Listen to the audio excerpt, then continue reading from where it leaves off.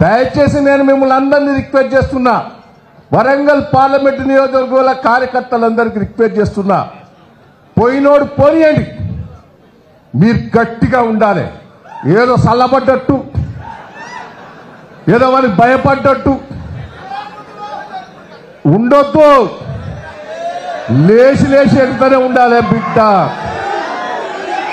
నిన్న కేసీఆర్ గారు దేవుడిపై కొత్త ఎట్లయితే ఉర్రూతలు ఊపారో ఆ ఊపు జరగాలి.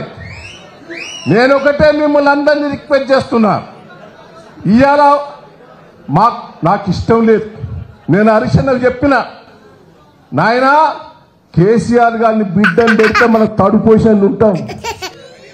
నాయనా కేసీఆర్ గారిని బిడ్డను పెడితే మనకు థర్డ్ పొజిషన్ ఉంటాం.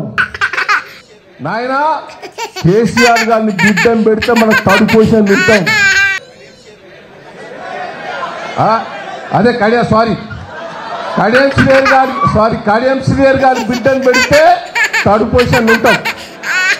ఆగాగు, సారీ, నేను ఒకటే ఆగాగు, ఆ థర్డ్ పొజిషన్ ఉంటాం. మీరు పెట్టొద్దని రిక్వెస్ట్ చేసిన, ప్రెస్ మీడియా వాళ్ళకి రిక్వెస్ట్ చేస్తున్నా. ఒకటే కడియం శ్రీహరి గారి బిడ్డను పెడితే థర్డ్ పొజిషన్ ఉంటామని హరీష్ రావు గారికి చెప్పాను నేను. హరీష్ రావు గారు ఏమన్నారంటే, ఇవ్వ అటు ఇటు ఉన్నాడే పెడదామని, పోయేటట్టున్నాడు అది ఇదని అన్నాడు. నేను ఒకటే రిక్వెస్ట్ చేసిన, ఆమెను పెడితే థర్డ్ పొజిషన్ ఉంటుందని చెప్పాను. ఏదో పెట్టారు, పెట్టిన తర్వాత నిరుత్సాహపడ్డారు. నేను ఇప్పుడు హరీష్ అన్నకు చెప్తున్నా, ఆమె కాంగ్రెస్ పార్టీ టిక్కెట్ తెచ్చుకోవడమే కార్యకర్తల్లో ఊపు వచ్చిందని కూడా ఈ సందర్భంగా నీకు తెలియజేస్తున్నా. కార్యకర్తల్లో ఊపు వచ్చింది. నేను ఇలా న్యూట్రల్ పర్సన్స్ కూడా అంటాను. నిన్న వర్తన్నపేటకు పోయినా, మొన్న నెల్లూట్లకు పోయినా, ఓ జిత్తు వచ్చింది.